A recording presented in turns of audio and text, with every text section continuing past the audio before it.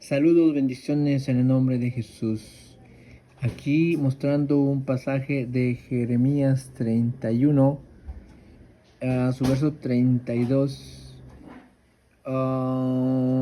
31 en adelante. Dice: He aquí vienen días en los cuales haré yo un nuevo pacto con la casa de Israel y con la casa de Judá.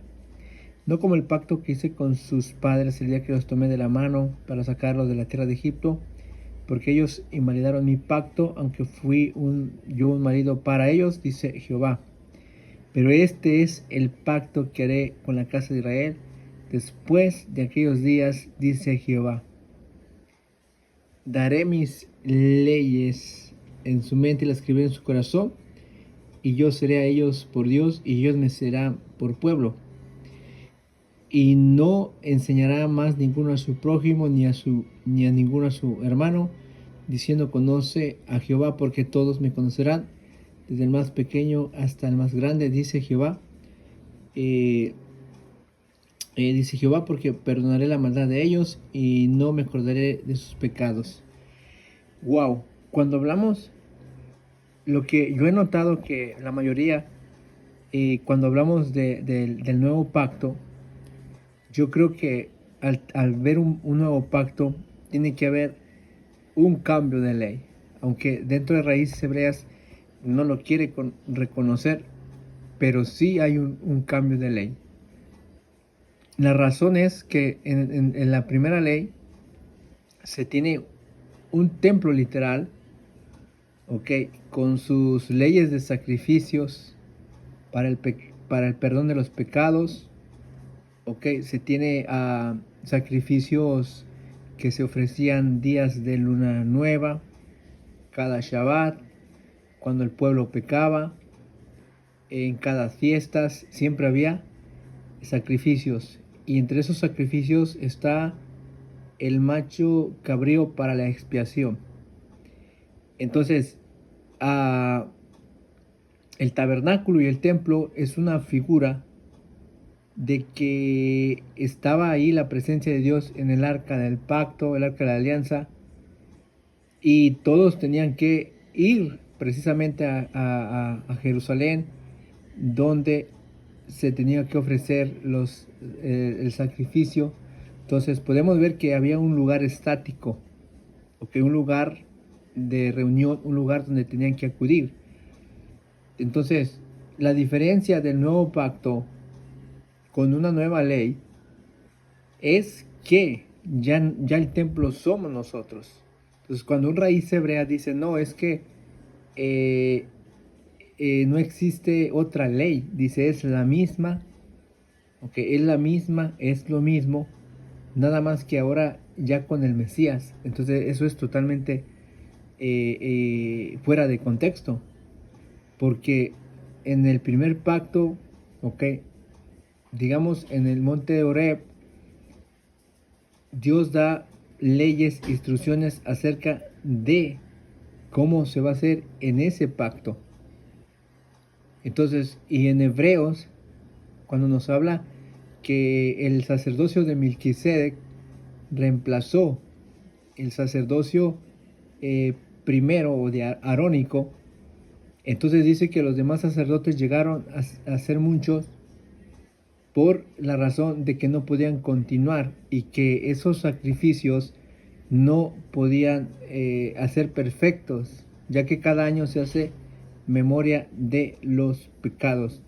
Entonces tendría que haber un nuevo sacrificio, okay, un nuevo sacerdocio, donde ahora, si bien que en el primer pacto con sus leyes estaba el sacerdocio en un lugar estático en el templo, la gloria de Dios, el nombre de Dios estaba ahí, pero ahora es totalmente distinto, porque en el nuevo pacto, ok, tenemos un nuevo sacerdocio, ya donde habita la presencia de Dios no es en un templo de materia, ya sea tabernáculo o santuario, sino que ahora nosotros somos el templo.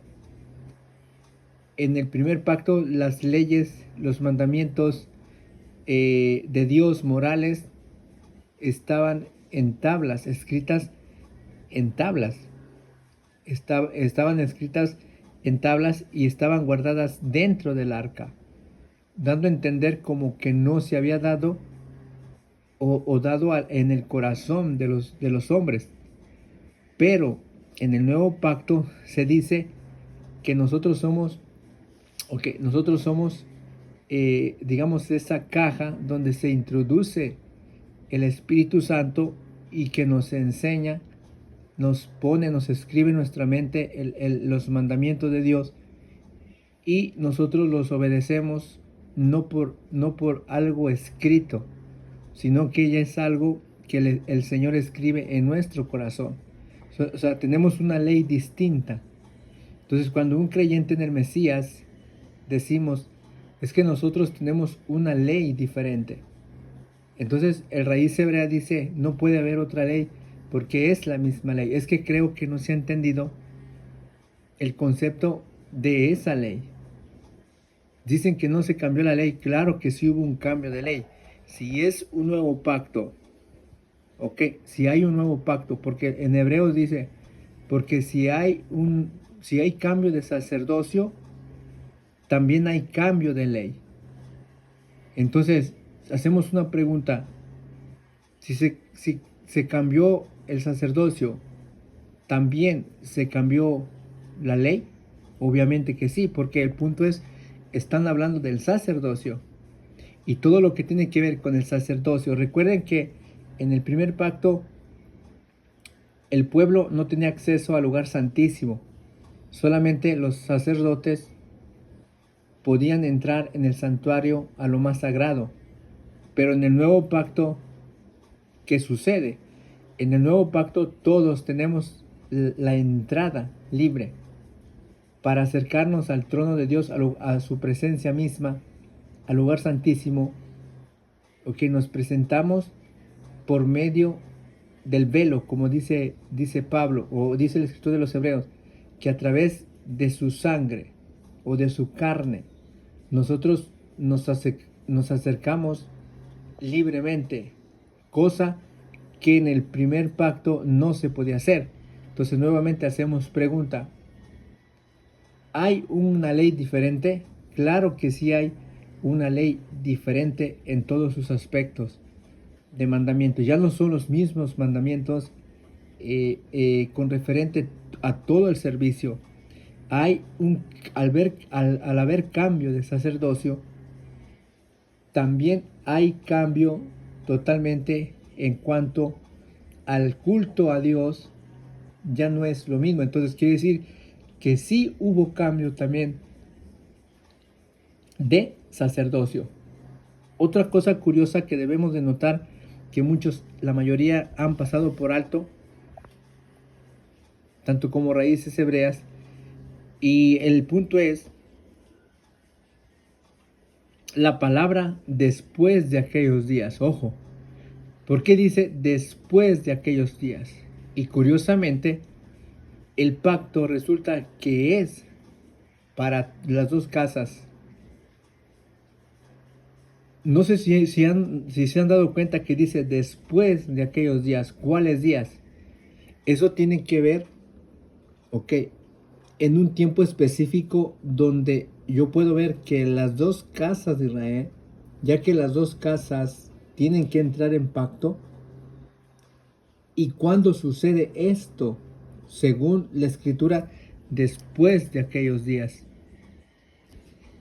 Entonces, después de aquellos días, sabemos que los hijos de Israel no han creído, ni casa de Judá, ni casa de Israel. Ponle ahí tú las ovejas perdidas de la casa de Israel.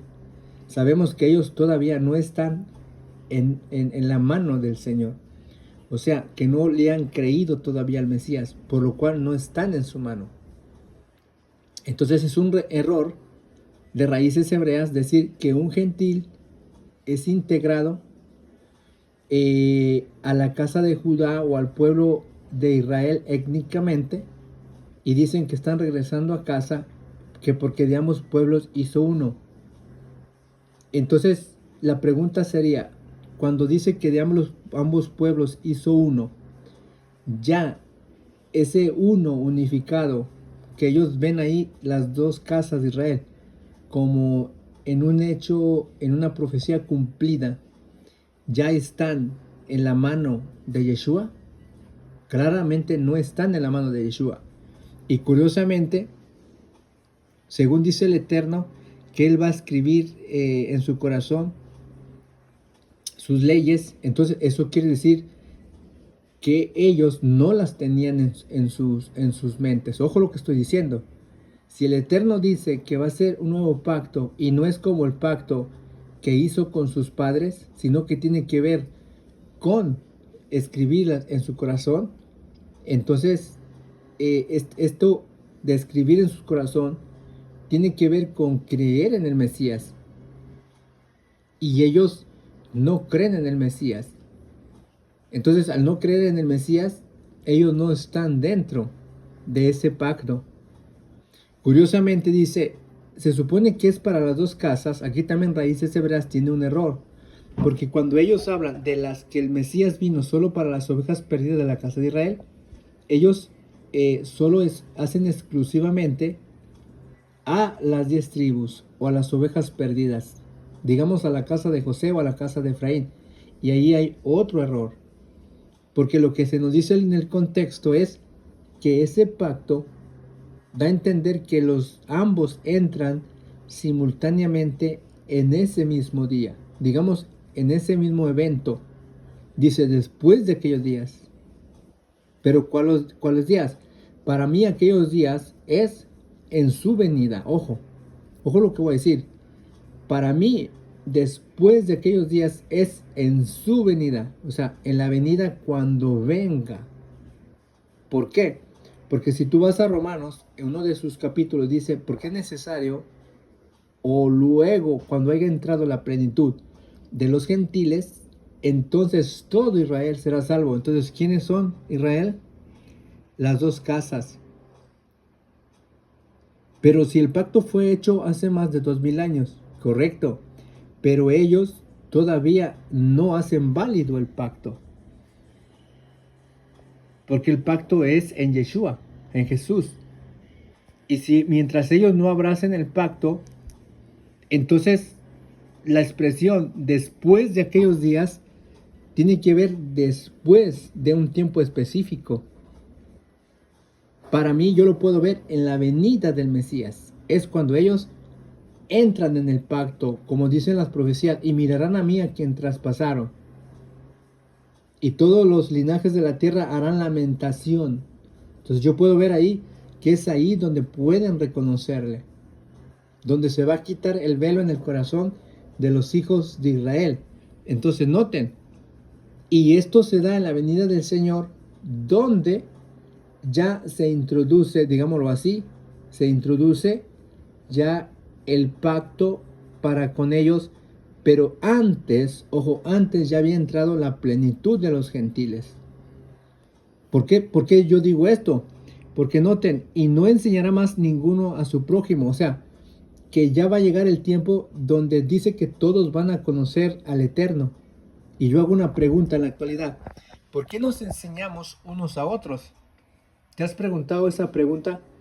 ¿Por qué nos enseñamos unos a otros? O sea, quiere decir que en la venida del Señor Jesucristo, Yeshua, el Hijo de Dios, tanto como los gentiles, plenitud de gentilicio, están adentro, porque esta fue la promesa que se le dio a Abraham, y también al entrar ya Israel o las dos casas, entonces es ahí en su venida cuando ellos entran en pacto. Y eso te lo explica claramente el libro de Romanos en una forma cronológica. Dice que primero va a entrar la plenitud de los gentiles, dice, luego Israel será salvo. Como está escrito, vendrá de Sión el libertador y apartará de Jacob o de Israel la impiedad. Dice, y este será mi pacto con ellos. Entonces, ¿dónde se hace el pacto? Con ellos se hace al final. ¿Por qué? Cuando vengan aquel día. Y curiosamente, cuando vienen aquel día, ¿qué va a suceder? Ya nadie va a enseñar a nadie, porque todos le van a conocer. Y hacemos una pregunta, ¿cuándo va a ser ese día que ya ninguno va a enseñar a nadie? Porque dice que todos le van a conocer. Solamente puede ser en su venida, donde Él lo va a llenar todo. Mira, y ahí concluyo. Y no enseñará más ninguno a su prójimo, ninguno a su hermano, diciendo, conoce a Jehová. Dice, porque todos me conocerán. Y hacemos una pregunta, ¿ya todos le conocen? No. Aquí nos está hablando de una plenitud total. Dos casas, todas las naciones, teniendo una misma creencia, una misma, digamos que va a ser el fin, porque ya no va a ser necesidad de que exista, digamos, la ley, te lo pongo en ese término, ¿ok? Porque dice que todo le vamos a conocer. ¿Por qué? Porque ya habla en un tiempo de conclusión. Pero primero estamos en estos días. En estos días, ¿qué hacemos? Nos enseñamos, estamos aprendiendo, nos estamos preparando, nos estamos santificando. ¿Ok? Todavía los hijos de Israel no están dentro del pacto. Está entrando la plenitud de gentiles de todas las etnias.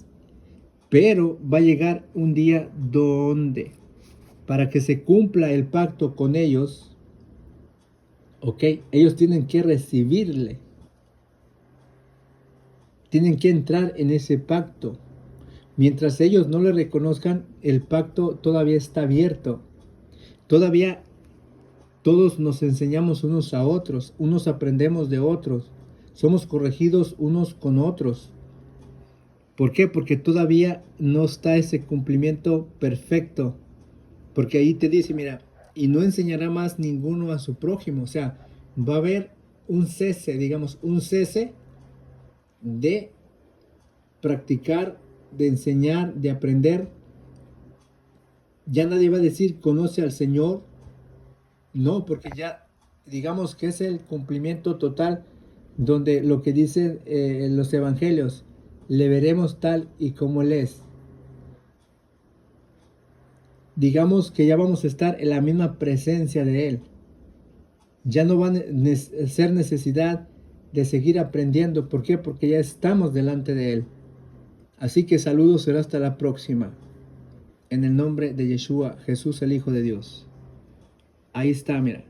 Bendiciones.